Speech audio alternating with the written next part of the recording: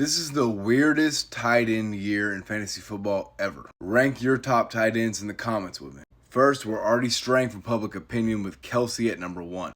Let's not forget that Kelce had 7 straight 1,000-yard seasons before last year and still beat Laporta out in yards. Even though Kelce's getting older, he only had 5 touchdowns last year. That number's going to go up, and I still trust Kelce more than I trust anybody in the league at tight end.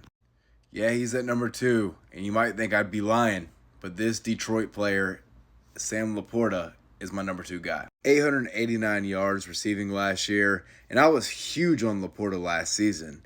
But to me, I think number 2 is exactly where we want him here. People, I think, are starting to reach on him a little bit in these fantasy drafts. I think the yardage could go up, but also I think the touchdowns could go down. Now that the entire league knows that he's a stud.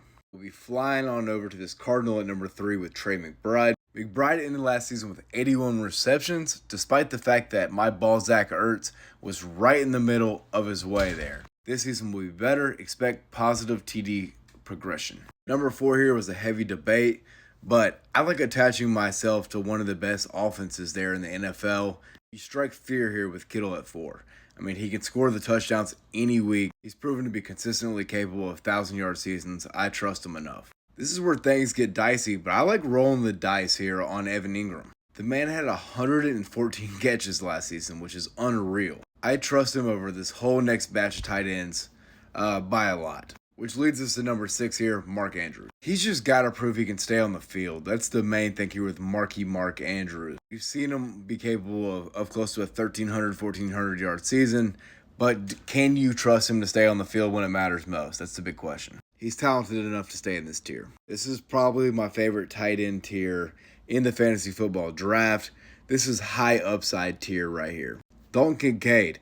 The Bills are going to have to throw the football to somebody. And outside of Keon Coleman and Khalil Shakur, who we have no idea if they're even capable receivers there, Kincaid's numbers could explode this season. Same thing with Kyle Pitts with a regular quarterback behind the helm there. I trust Kirk O'Banks 100 times more than I trusted Desmond get rid of me.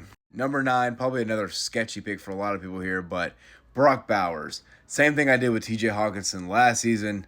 You got to go with the rookies with upside here. I don't trust the guys beneath Brock Bowers here, so why not roll the dice here again and go with a guy that could potentially be a top 3 tight end? We don't know what to expect out of him, but we do know it's Gardner Minshew, who's probably going to be checking down the football a little bit here.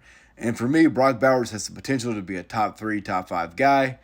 You might as well take the gamble there. One of the older tight ends who's maybe worth the gamble. Again, you can't trust Deshaun Watson for anything, so you might as well take a chance here. But again, not in love with these guys. I'm not in a rush to jump up on the board and draft these guys. I'd rather take depth instead of these guys. So Jake Ferguson here at 11. Again, the Cowboys, same situation as Kincaid. You're going to have to throw the ball to somebody. I don't love Ferguson, but he's the guy there. 12, Goddard. Again, he's in that high-profile offense. Not somebody I'd be rushing to the table to draft, but he's in a high-profile offense that's going to provide scoring opportunities. Guys that did not make the top 12 but are worth, very late-round interest there if you want to wait on the tight end position. Taysom Hill, you never know what you're going to expect from him. And then TJ Hawkinson, late-round flyer if you want to take one of these guys here and then take him late. With the chance that he does come back, he could be a top 5 tight end upon return. If you love fantasy football, you follow Beat Your League here. We love all the support. Comment any fixes you may have.